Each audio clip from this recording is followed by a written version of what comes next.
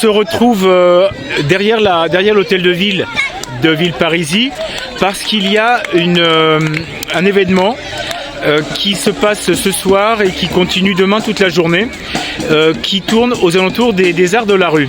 Est-ce que, Frédéric, vous pouvez nous en dire un peu plus? Alors, tout à fait, c'est une volonté municipale, c'était inscrit dans notre programme. Nous souhaitions mettre en place le Festival des Arts de la Rue et nous sommes accompagnés par cela par la communauté d'agglomération Roissy Pays de France qui nous accompagne dans le cadre du Festival Primo. Pour autant, je l'ai dit, c'est une volonté de la ville et nous avons mis en place de nombreux événements, de nombreux spectacles de rue, ce soir et demain toute la journée. Donc ce soir, c'est le premier des spectacles. Vous continuerez avec une programmation qui s'arrête à 20h50. Donc là, c'est Menace d'éclaircie qui intervient. Et après, vous avez Enva qui intervient de 20h à 20h50. Ça met en place des spectacles humoristiques, des spectacles de cirque, jonglage, ainsi de suite. Des spectacles de la magie du feu, d'autres. L'important, c'est qu'il y ait une pluralité dans les arts de la rue, que chacun puisse s'y retrouver et surtout, notre envie, c'était de le déployer sur tout le territoire communal. Donc vous avez la place François Mitterrand ici, vous avez aussi l'espace dit du Corsaire et enfin le parc Balzac. Voilà les interventions que vous allez avoir. Demain après-midi de 14h jusqu'à, alors je lis en même temps, jusqu'à 22h30, vous aurez des spectacles en continu qui vont s'aligner suivant les espaces. Vous pouvez aller sur différents lieux et voir différentes troupes. Et là aussi, l'objectif, et si le temps est avec nous, c'est que les villes parisiennes et les villes parisiens puissent profiter de ces temps gratuits d'accès à la culture, surtout par les arts de la rue.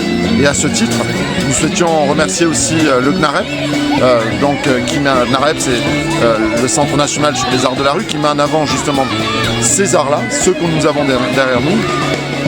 Ces spectacles de rue, ça rend une ville vivante et on avait besoin de faire revivre une Parisie.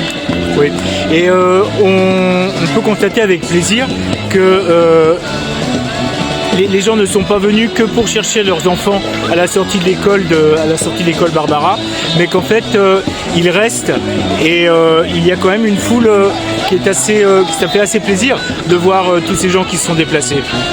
Alors tout à fait, alors surtout qu'ils y ont été habitués. C'est notre premier festival. L'enjeu qui était important, c'était de donner du volume en visibilité pour ce festival. Et donc depuis plusieurs semaines, depuis la rentrée, nous faisons des micro-interventions.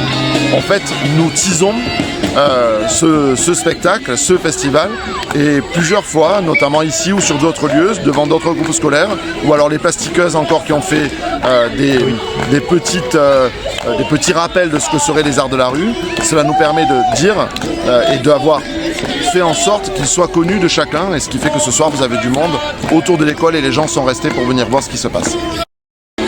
Bien, bonjour. Je vois que vous êtes là depuis le début du spectacle.